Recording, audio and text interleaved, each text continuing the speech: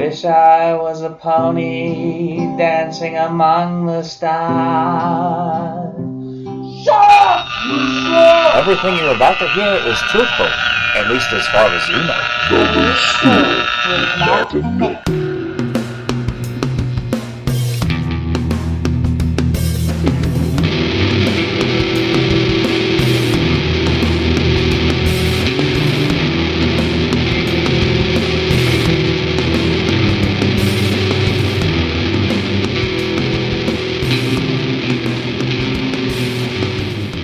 No mistakes. That's gonna be my fuck this namaste shit. No mistakes. That's my new fucking. Just walk into every yoga class like no mistakes. They're like, no, it's supposed to be namaste. You heard me. No mistakes. Don't fuck up once. You're gonna get it. Oh man, so I woke up this morning and so I went to bed pretty fucked up last night. Like I had a couple buddies come over that I hadn't seen in forever, especially my one buddy whose name I will not mention because he's in a bit of trouble with his wife now because of last night. But we were hanging out and stayed up pretty late. I went to the bar, which I know is a dumb thing to do in the pandemic times, but all the same, we went there, had a couple drinks, and I left him over there. Anywho, I woke up this morning and I felt fine, which is not still how drunk. You're supposed to feel. Yeah, exactly. I was still like you wake up, it's like, this is weird. I feel oddly jovial. And yeah, that's not how it's supposed to go, but then you realize that, it's coming. But yeah, that's the worst part of it, is then you're like, you feel so good, but then the dread sets in, like, no, but I'm not going to get away with this. There's no way I'm going to get away with it. Right. So not only did I wake up feeling good, I immediately, when I checked my phone, I had a bunch of missed calls and messages from my buddy's wife. Oh no! And yeah, oh no! She had a baby yesterday and is still in the hospital. Yeah, she had a baby yesterday, and she had a C-section with. Yeah, I'm serious. She had a baby yesterday, had a C-section, got done with surgery, and is recovering. And my buddy, who I haven't seen in 2 years, he came down here and we got blackout drunk together, which was fun because I hadn't seen him in forever. But yeah, she was I woke up to messages. I think a little bit less. I mean, I don't even know if I know your friend, but I think a little bit less of your friend right now. How do you feel about your friend right now? I mean, no offense to I love him. Said friend, but I just am saying. But yeah, the messages were from like 5:30 in the morning, and she's like, "Is he still at your house?" If you would have told me to guess what I thought she was calling about, like, all the problems that could have been existed if I was just going off the top of my head, just guessing like how relationships are. I don't know that I ever would have gotten that she was gotten to the guess of she was in the hospital having a baby. Yeah, like just happened. And yeah, the messages were from like 5:30 in the morning. She's like, "Is he still at your house? I can't get a hold of him." I'm like, "Oh no." And oh boy. I was just like, I don't know. Like I was like, it was the most awkward little like correspondence that I had with her, because I just had to say, like, I left him at the bar. I don't know what time. And he said he was going to crash on my couch, but as soon as I left him, I fell asleep on my bed, and I woke up this morning and he was not here. So I hope he found his way back. By the way, congrats on the new baby, I guess. I felt like such a piece of shit. Granted, like, my only crime, really, like, I could tell she's not a fan of your boy. here. But, oh yeah, and I understand. But like, well, really because probably every time her husband, is out hanging out when he should be there, I don't know what I'm trying to say here. Like, maybe you're associated with these sorts of things like, oh, hanging out with you again while I'm in the hospital. But, like, I didn't do anything. Like, my only crime really was being around him. Like, I didn't make him get fucked up and go to the bar. Like, I just went with him over there. So it's like, I understand. I understand her being pissed at me, but it's because, like, I didn't step in and be like, you should be with your baby. But I haven't seen him in 2 years. I was happy to see my friend for the first time in forever. So I don't know. Well, I was just gonna say that's the irrationality of maybe just like people when they're like, we don't like to blame the people that we're close to, even if we're mad at them. So it's a lot easier, you blame your significant other's friend rather than blaming your significant other. But what I'd simply say is, if this was like the 1950s, I'm pretty sure that's what the men did while the woman was in the hospital having the baby. The men went out, had some drinks, smoked some cigars. She dealt with it, shut your yapper, get back home, and just cook some dinner. I'm kidding. But, so last night, like I said, I was entertaining guests, and I made some damn good beef burgundy. It doesn't sound like, we got so hammered up till 5 a.m. So last night I was entertaining guests. I was trying to. I mean, we're all kind of entertaining ourselves. But we were in my I get it. It's just like it went from party to all of a sudden you're like dinner party where you busted out the china, the good fucking silverware. Oh, and my one friend, he spilled wine on my fresh doily, and I was very upset. But I made some beef burgundy soup, which was a killer. I got to say, so last week I mentioned that I got that Dutch oven. For Christmas. And, from your grandma? Your grandma gave you a Dutch oven?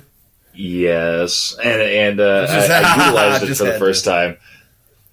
I used it for the first time, and I made this stew, basically. So, like, I threw in... so I pre-boiled some chopped up potatoes a little bit. Took those out, strained them with... I had also boiled with them a little bit of asparagus and red cabbage. And I dumped and drained those, ran them under cold water, browned some cubed beef, and developed a nice fond on the bottom of the pot. Took the beef out, threw in like a mirepoix, that's carrots, celery, and onion, and that kind of deglazed the pot already, get all that nice fond off the bottom. And then deglazed it further with some red wine, boiled that down, dumped everything back in, throw in some beef broth, some spices, like a sprig of fresh rosemary, a couple bay leaves on top. Bring it up to a simmer, then throw it in the oven for like 2.5 hours. And oh boy, that was the shit, man. I gotta tell you. And dinner's a hit when everyone is like, those guys were talking, and I brought them both a bowl of that, and everyone just shuts up. Like, it's a hit at that point, But. Hell yeah! I'm sorry. I don't. That did sound like delicious. It's just the way, and I don't know why I'm so hypercritical here today. But the dinner's a hit when everybody quiets down is like the mom in like a '90s fucking like Hamburger Helper fucking commercial. For some reason, saying that reminds me of I had this little, like, I don't know if. I guess it's just like you call it a decoration. It's like a little ceramic sign that was you would hang it by this little piece of like rope, and it had a little like an engraved little picture of a little kid on it. And it just said "Thank Heaven for Little Boys," and I found that at Goodwill years ago, and I had it in my house hanging on the wall for the longest time. And when my buddy moved, I gave it to him. But it's just so wrong that I just loved having it around. I mean, it's obviously came from like an incredibly innocent place, like obviously. Yeah. But it does sound, but it is funny when things come from such a like innocent place that people don't even realize how wrong it sounds. Because it does, obviously, that just sounds all wrong. These people are like, oh, I really like my grandson. Thank heaven for little boys. Exactly.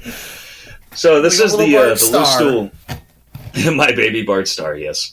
This is the Loose Stool podcast, by the way, with Rat and Mick. I'm Rat, he's Mick.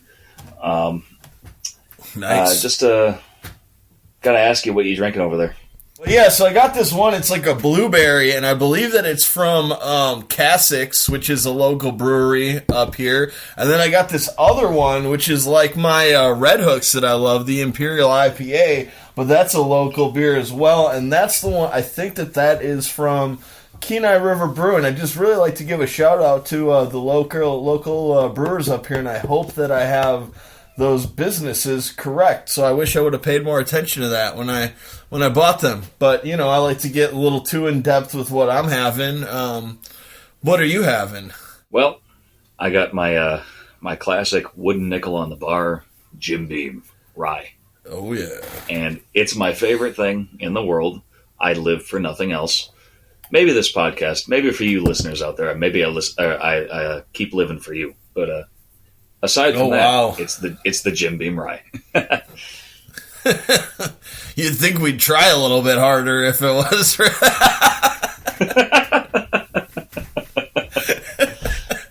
Actually, I think we try pretty hard. It just felt like a really easy joke to make right there. It makes it sound like we're not trying very hard, but that's just because we're so good we make it look effortless. It's not like we're just hanging out, drinking beers, talking shit, Oh, I keep hearing through the fucking walls here that I told you about that bitch that has the like super obnoxiously loud wolf howl notification sound on her phone, and I keep hearing that like all day. Like I don't know who it is, but if I find out who it is, I'm going to be knocking on their fucking door. Stop it! Turn it down at least. I know you always have told me how thin your walls are, but that really is absurd that you can hear somebody's just like cell phone notification going off like that all day long. That is from upstairs too, you're saying, right? Yeah. And imagine how my neighbors think of me doing this shit. No kidding. That's a good point. Maybe just let them, let the wolf howl fucking slide. That is why I let it go. So you go storming up there mad about this little whoo, and she just all of a sudden comes out with a laundry list of all the shit that you like. I've probably never even met this person. I only know like one of my, or two of my neighbors in this building. But like I've heard, like how am I supposed to go up there and complain? Like, hey. Like, do I introduce myself? Like, yeah, I'm the dude who lives downstairs, and I scream a lot into a microphone. Could you turn your phone down, please? I never... Because actually, to tell you the truth, I didn't even realize until recently that you had people living upstairs, and I don't know how that, like, went over my head, but I just never like really occurred to me because the way your place is arranged, you don't see people like going down the hall or see them. They must go in somewhere different. So I guess it really is amazing, especially in downtown Port, which you got to know the city to know that makes a difference, but that you don't get into like any hassling for playing guitar and singing and screaming, and like that is pretty damn awesome. Actually, that is really fucking awesome. Yeah. My neighbors are pretty cool. I do have to give them credit. Like I've only ever called the police, not just in the context of living here, but like ever. I've only called the police once, and it was when. So there's one other apartment on the ground floor here, and there used to be a couple heroin addicts living next door, and I just had to call the police one morning. It was like 4:00 in the morning, and it sounded like they were throwing each other through the fucking walls. and just